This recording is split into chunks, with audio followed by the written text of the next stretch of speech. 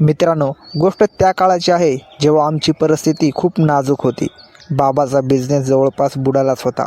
नाईलाजाने बाबाने शहरातल्या विक्रांत नावाच्या एका मोठ्या असामीकडून कर्ज घेतलं होतं. विक्रांतचा शहरात मोठा वचक होता, पण त्यांची नजर मात्र वाईट होती. तो माझ्या आईवर, संगीतावर नेहमी एक वेगळीच नजर ठेवून असायचा. आणि खरं सांगायचं तर मला कधी वाटायचं की आईलाही त्याची नजर ती समजायची. काही महिन्यानंतर जेव्हा बाबा पैसे फेडू शकले नाहीत, तेव्हा विक्रांतने आपला रंग दाखवायला सुरुवात केली. तो बाबांना धमकावू लागला. बाबा बिचारे हतबल होते. एक दिवस तो अचानक आमच्या घरी टपकला. नेमकी त्याच वेळी आई फ्रेश होऊन बाथरूममधून बाहेर आली होती. तिचे केस ओले होते आणि तिचे व्यक्तिमत्व स्पष्ट जाणवत होतं. ते दृश्य बघून विक्रांतच्या नजरेत एक वेगळीच चमक आली. त्याने आईकडे अशा नजरेने पाहिलं की जणू तो तिला नजरेतच जिंकत होता. तो काही न बोलता निघून गेला. पण मला तेव्हाच कळालं होतं की काहीतरी गडबड आहे. रात्री बाबांना त्याचा फोन आला. पैशाची मागणी झाली. बाबांनी असमर्थता दर्शवली तेव्हा तो सरळ म्हणाला, पैसे नाहीत तर तुझ्या बायकोला माझ्याकडे पाठव. बाबा संतापले, शिव्या दिल्या, पण समोरून विक्रांतने थंड डोक्याने धमकी दिली, आज रात्री एकतर पैसे दे किंवा बायकोला पाठव. जास्त शहारपणा केलास तर पूर्ण बर्बाद करून टाकेल. फोन कट झाला. बाबा घाबरले होते. त्यांनी थरथरत्या आवाजात आईला सगळं सांगितलं. मला वाटलं आई चिडेल, पण आईच्या चेहऱ्यावर एक झहिरी स्मित हास्य आलं.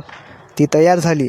बाबा ओरडले, अगं तुला कळत नाही का, हे चुकीचं आहे.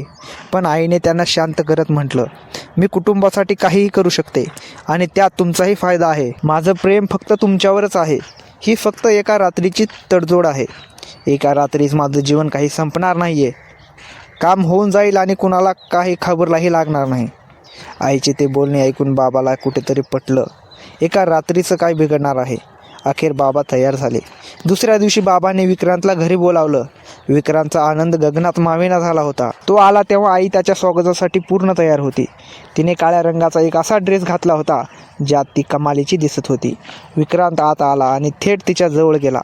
बाबाच्या समोरच त्याने एक पापी घेतली.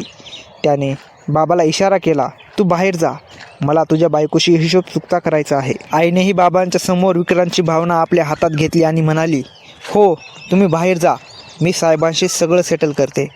आईचा तो अंदाज बघून बाबांना धक्काच बसला, पण ते निर्मूटपणे बाहेर गेले. थोड्याच वेळात त्याने तिला पूर्ण मोकळे केले. आईचे व्यक्तिमत्व बघून विक्रांतची भावना अनावर झाली होती. आई देखील त्या सुंदर वेळेचा अनुभव घेण्यासाठी तयार दिसत होती.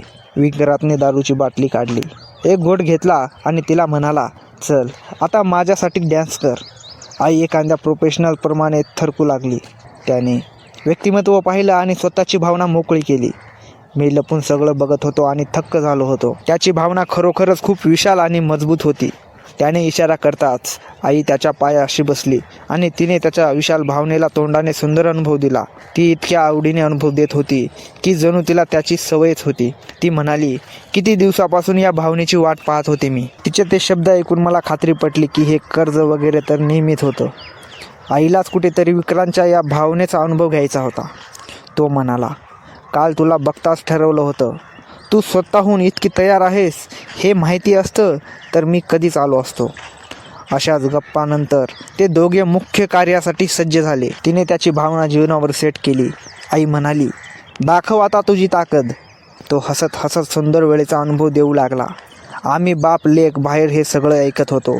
मी कॅमेऱ्यात बघत होतो. थोड्याच वेळात आईच्या जीवनातून आनंदाचा पूर आला होता. अर्ध्या तासाने जेव्हा हा सुंदर अनुभव पूर्ण झाला तेव्हा त्यांनी पुन्हा ड्रिंक्स घेतले. थोड्या विश्रांतीनंतर पुन्हा सुंदर वेळेचा अनुभव सुरू झाला. रात्रभर त्याने वेगवेगळ्या प्रकारे अनुभव घेतला.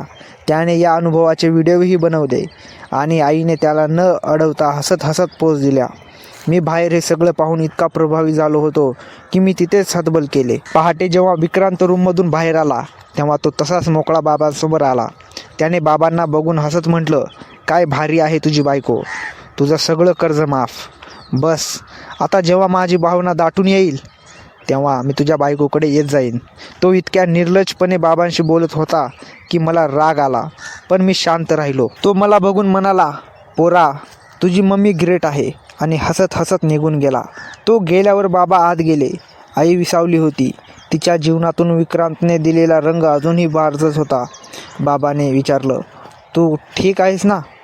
आई हसत आणि नशेत म्हणाली, उफ, काय माणूस आहे तो. त्याने माझं जीवन मोकळं केलंय. बाबांना समजलं की तिला जे अनुभव मिळालाय ते वेगळाच आहे. बाबा म्हणाले, तो पुन्हा येण्याची भाषा करत होता. आई म्हणाली, चिंता करू नका, मी बघून घेईन. 2-4 वेळा येऊ द्या, मग मी काहीतरी करेन. बाबा हतबल होऊन म्हणाले, आपण शहरच बदलूया. मी बाहेर उभा राहून हे सगळं ऐकत होतो. मला वाटलं बाबा बरोबर आहेत, शहर सोडायचं योग्य आहे. पण त्या क्षणी माझी नजर आईच्या चेहऱ्यावर गेली. ती आरशात स्वतःला पाहत होती. तिचे केस विस्कटलेले होते, डोळ्यात अजूनही ती नशा होती, पण तिच्या मनात एक वेगळंच हसू होतं. ते हसू फक्त समाधानाचं नव्हतं. बाबा जेव्हा शहर बदलू म्हणत होते तेव्हा आईच्या डोळ्यातील ती चमक सांगत होती की आता फक्त जागा बदलून काहीच बदलणार नाही. मी दरवाजाच्या छिद्रातून आईकडे बघत होतो. ती तयार झाली, पण आरशात बघताना तिची नजर स्वतःच्या प्रतिमेवर नाही, तर जणू काही भविष्यातल्या कोणत्या तरी मोठ्या खेळावर खेळली होती. अचानक मला जाणवलं की आज रात्री फक्त कर्ज माफ झालेलं नाही आहे, तर आमच्या घरात समीकरणच बदललेलं आहे. बाबांना वाटत होतं की ही मजबुरी होती, पण आईचा तो चेहरा बघून मला आतून एक विचित्र जाणीव झाली. ही आईची हार नव्हती, कदाचित ही तिनेच टाकलेली एक मोठी चाल होती. बाबा सोप्यावर डोकं धरून बसले होते. आता सगळं संपलं, ते पुटपुटले. पण आई बेडरूममधून बाहेर आली. तिने माझ्याकडे पाहिलं आणि डोळ्यांनी एक शांत इशारा केला. तो इशारा फक्त गप्प राहा म्हणणारा नव्हता, तर आता खरी सुरुवात झाली आहे असा सांगणारा होता. मला अचानक समजले की हा खेळ आता पैशांचा किंवा अनुभवाचा राहिला नव्हता. हा खेळ आता सत्तेचा झाला होता आणि या खेळातील खरी खेळाडू माझी आई होती. दुसऱ्या दिवशी सकाळ नेहमीसारखी नव्हती. घरात एक विचित्र शांतता होती, अशी शांतता जी एखाद्या मोठ्या वादळापूर्वी असते. बाबा सोप्यावर सुन्न बसून होते. त्यांच्या नजरेत अपराधीपणा होता. पण आईचं वागणं माझ्यासाठी एक न उघडणारं कोडं बनलं होतं. ती किचनमध्ये काम करत होती, पण तिच्या मनात कुठेतरी लाचारी नव्हती, रडू नव्हतं किंवा पश्चातापही नव्हता. उलट तिच्या हालचालीत एक वेगळाच आत्मविश्वास होता. त्या आत्मविश्वासाने मला हादरवून सोडलं होतं. बाबांना वाटलं होतं की त्यांना त्या पद्धतीने कर्ज फेडलं होतं, पण आईच्या चेहऱ्यावरती ती विजयीची मुस्कान काहीतरी वेगळंच सांगत होती. त्या दिवशी दुपारच्या सुमारास विक्रांतचा पुन्हा फोन आला. बाबांनी फोन उचलला नाही, पण आईने शांतपणे बाबाच्या हातातून फोन घेतला आणि स्पीकर सुरू केला. काय म्हणतोय तुमचा मालक? आईने उत्साहाने विचारलं. विक्रांतचा पलीकडून तोच निर्लज्ज आवाज आला. संगीता, कालची रात्र डोक्यातून जात नाही आहे गं. आज संध्याकाळी पुन्हा येतोय मी. तुझ्या नवऱ्याला सांग दारूची सोय करून ठेवायला. बाबाचा चेहरा रागाने लाल झाला होता, पण आईने शांतपणे उत्तर दिलं, नक्की या विक्रांतजी, तुमचीच वाट पाहत आहोत आम्ही. तिने फोन ठेवला आणि बाबांकडे पाहिलं. बाबा ओरडले, संगीता, काय चाललं हे? एकदा झालं ते खूप झालं, आता बस. आईने बाबांच्या जवळ जाऊन त्यांच्या खांद्यावर हात ठेवला आणि अतिशय थंड आवाजात म्हणाली, त्याला वाटते की त्याने आपल्याला हरवलंय, पण शिकार करायची असेल तर शिकारीला आधी जवळ बोलावं लागतं. तुम्ही फक्त मी सांगते तसं करा. संध्याकाळ झाली. विक्रांत त्याच्या 2 बॉडीगार्डाला बाहेर उभे करून घरात शिरला. आजही त्याच्या हातात तीच सत्तेची मस्ती होती. त्याने बाबांना बाहेर जायचा इशारा केला, पण त्याच वेळी आईने त्याला अडवलं.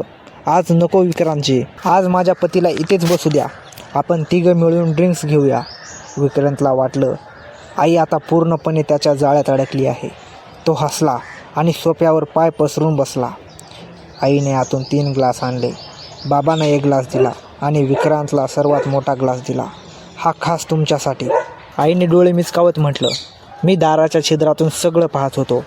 विक्रांतने एका दमात अर्धा ग्लास रिकामा केला. गप्पा सुरू झाल्या.